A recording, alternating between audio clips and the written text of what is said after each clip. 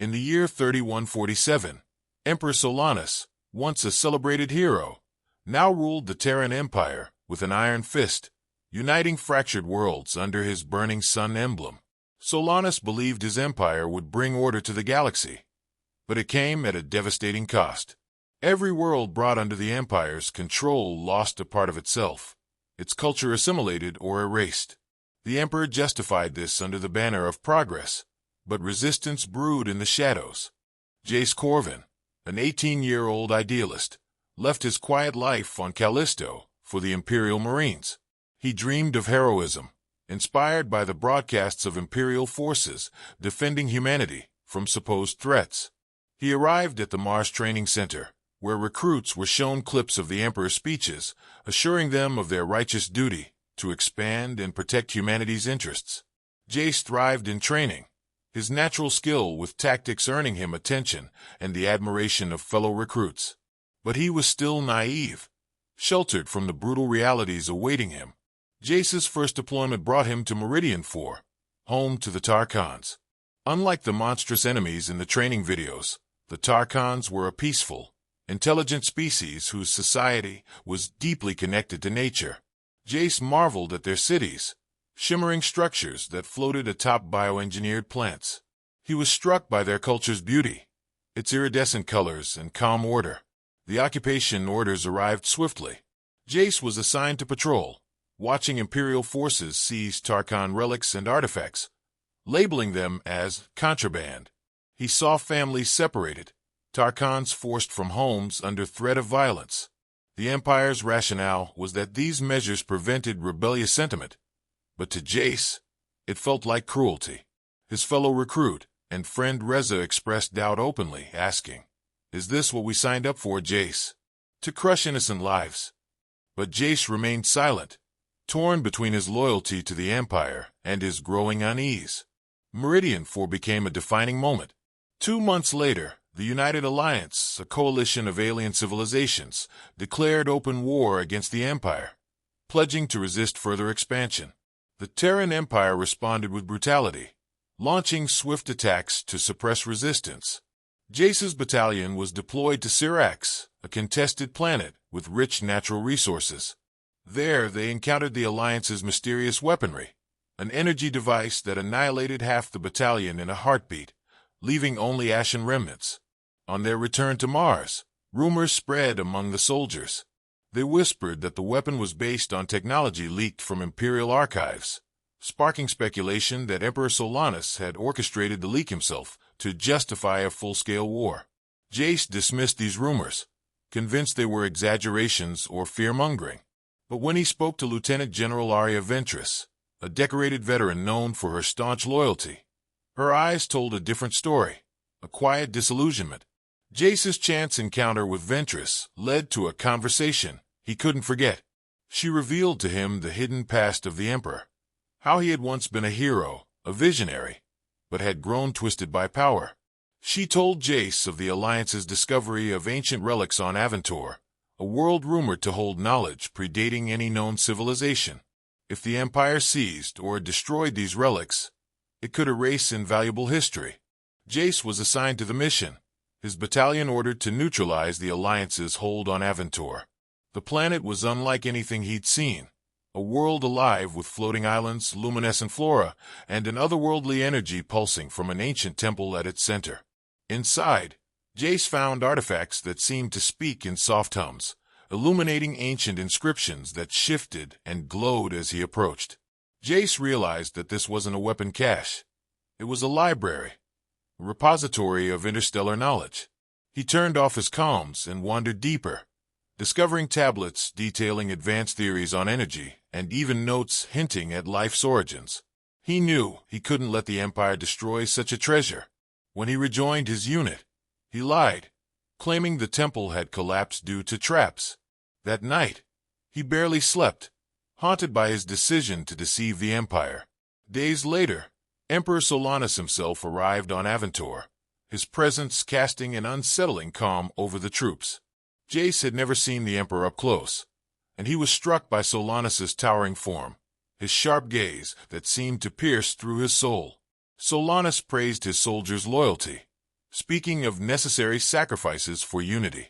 When Solanus ordered the planet's bombardment, Jace stood paralyzed, watching the ancient temple, the repository of knowledge, collapse into rubble. It felt as if something precious inside him had broken. He glanced at Ventress, and in that silent exchange, they both knew there was no going back. After Aventor, Jace couldn't ignore his conscience. Ventress, sensing his conflict, approached him, saying, "The Empire doesn't need soldiers like us, Jace. It needs obedience. But there are people who believe in preserving, not destroying." She revealed the existence of a growing underground rebellion, a network of defectors from the Empire and Alliance sympathizers who believed in a different future. Jace joined Ventress and met allies who had once been his enemies, Tarkans, Kaltorans, and more. They shared stories of the Empire's oppression, revealing a galaxy united not by conquest, but by the shared desire for freedom. The rebellion took shape as Jace was introduced to various factions within it. He met alien tacticians, human scientists, and even rogue members of the Imperial Guard who had defected. Jace formed a close bond with a Tarkan named Lyre, who had once lost everything to the Empire's expansion. Lyre spoke of a vision for the galaxy where peace could exist without domination, where knowledge could be shared. With Ventress's help, the rebellion orchestrated small strikes, hitting Imperial outposts and supply lines. Jace's knowledge of the Empire's tactics proved invaluable, helping them evade capture. For the first time, he felt a purpose beyond himself. The Empire, sensing growing unrest, launched a full-scale crackdown on known rebel planets. On Mars, the rebellion launched a daring assault on an Imperial fortress to secure vital resources. Jace found himself leading a division, clashing with former comrades.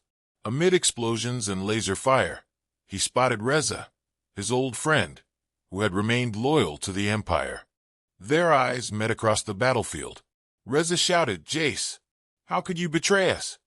Jace answered, "I didn't betray humanity. I'm fighting for it."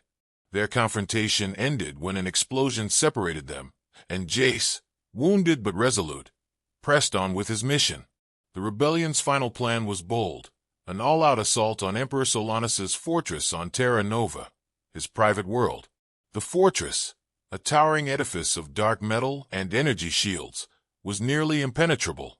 The rebels gathered their forces, alien allies, defected Imperial soldiers, and freedom fighters from countless worlds, prepared for a battle that would either end the Emperor's reign or destroy them. Jace and Ventress led the charge, breaching the fortress walls amid explosions, laser fire, and relentless Imperial defenses. They fought through halls lined with grand symbols of the Empire, reaching the throne room at last. In the throne room, Solanus awaited them, armed and calm. Jace, exhausted and scarred, faced him with unwavering resolve. "Your empire is built on ashes, Solanus. It's over." The Emperor sneered. "I am the Empire, boy. Without me, there is only chaos." Their duel was swift and brutal. Solanus fought with skill, but age and arrogance slowed him. In the final moments, Jace delivered the fatal blow, and Solanus crumpled, the burning sun insignia cracked and flickering on his armor. Jace looked down at his fallen foe, a mixture of sorrow and relief washing over him. The galaxy was left reeling from the collapse of the Terran Empire. Imperial forces, long accustomed to strict command, found themselves leaderless, and many surrendered or defected to the newly formed Galactic Council, an alliance dedicated to rebuilding and fostering peace. The council was composed of human and alien leaders, each representing their worlds and interests, bound by a shared vision to rebuild what had been lost and to create something new. Months after the war, Jace Corvin stood on the balcony of the council's newly established headquarters on Aventor, looking out over the lush forests and floating islands. The air was thick with the scents of alien flora, vibrant and strange, but comforting. Aventor, once the site of the Empire's brutal destruction, had been chosen as a symbol of rebirth, a place where knowledge, rather than power, could unite the galaxy. As he watched the skyline, Jace felt the weight of the journey. He thought of Meridian IV, of Syrax, of the countless soldiers and civilians who had lost their lives. He thought of his friend Reza, who had chosen loyalty to the Empire, only to fall in battle. The victory felt bittersweet. We paid a high price for this peace, he murmured to himself, wondering if the galaxy would ever truly heal. Ventress joined him, her presence quiet but grounding. She, too, bore the scars of their journey, her hair streaked with gray, her once bright eyes now solemn with the wisdom of battles fought and lives lost. "It's a start," she said, sensing his thoughts. "And maybe that's enough."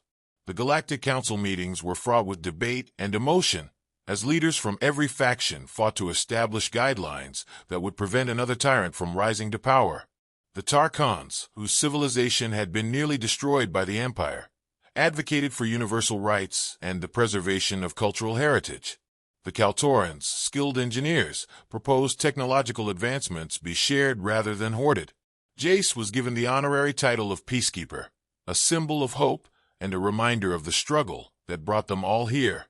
But he shunned the limelight, choosing instead to work in the background, helping to train new peacekeepers and providing guidance on rebuilding efforts. He found solace in the simple things, mentoring young recruits who looked at him not as a legend, but as a teacher. One day, Jace traveled with his Tarkan friend Lyre to Meridian 4, where the planet's first memorial was being constructed to honor the lives lost during the Empire's occupation. As they walked through the city, now being carefully restored by its people, Jace could see Tarkans and humans working side by side, rebuilding homes, gardens, and libraries. Lyre placed a hand on Jace's shoulder. "You've given us the chance to remember and rebuild," he said softly. "For years, we were forced to hide who we were, but now we can share our culture, our knowledge, our stories." Jace smiled, feeling a sense of peace as he watched a group of Tarkan children laughing with young human settlers. The scars of the past would remain, but for the first time, the future looked bright. Lieutenant General Arya Ventress, instrumental in orchestrating the rebellion, became one of the primary advisors to the Galactic Council. Her leadership was celebrated across the galaxy, but she remained humble, spending her days advocating for diplomacy over force. She often visited planets that had suffered under the Empire, meeting with local leaders to ensure that their voices were heard in the Council's plans. One evening, she sat with Jace by a fire, both of them watching the stars. "It feels strange," she admitted, "to be a part of something without a battle to fight." "Maybe we're finally building something worth fighting for," Jace replied. She nodded, understanding that this peace was their new battle, a slower, quieter, but no less significant fight. Aventur's temple, once nearly lost to the Empire's flames, was restored and transformed into the Tarkan Library, a beacon of shared knowledge and intergalactic history. Scholars, scientists, and explorers from all worlds gathered to study its inscriptions, filling its halls with the hum of languages from across the galaxy. Jace, a frequent visitor, often sat in the library's atrium, marveling at the inscriptions that had once inspired him to turn against the Empire. One afternoon, a young human child approached him, clutching a small, glowing tablet. "They say you helped save this place," the child whispered, wide-eyed. Jace chuckled, feeling a mix of pride and humility. "I only did my part. It's up to you and others to keep it safe." Years passed, and the galaxy began to heal. New generations were born into a world of cooperation and understanding, their education enriched by the shared knowledge housed in the Tarkan Library and other cultural centers that sprang up on worlds once devastated by the Empire. Schools were established on Meridian 4, where children of all species learned about the cost of war and the value of unity. Statues of Emperor Solanus, once erected across worlds, were replaced with memorials honoring those who had suffered and sacrificed for peace. The people remembered the Empire's iron grip, but they looked toward a future built on mutual respect. In his later years, Jace returned to Callisto, where his journey had begun. He built a modest home near the settlement he had left behind, content to live a quiet life. Occasionally, visitors would find their way to his door, hoping to hear stories of the rebellion from the legendary peacekeeper. He would share his tales, but always reminded them, the heroes are those who lived and carried on. As he gazed out at the stars each night, Jace felt a deep peace, knowing that the galaxy's future was no longer shackled to tyranny. The burning sun had faded away. Thanks for watching. Don't forget to like and subscribe.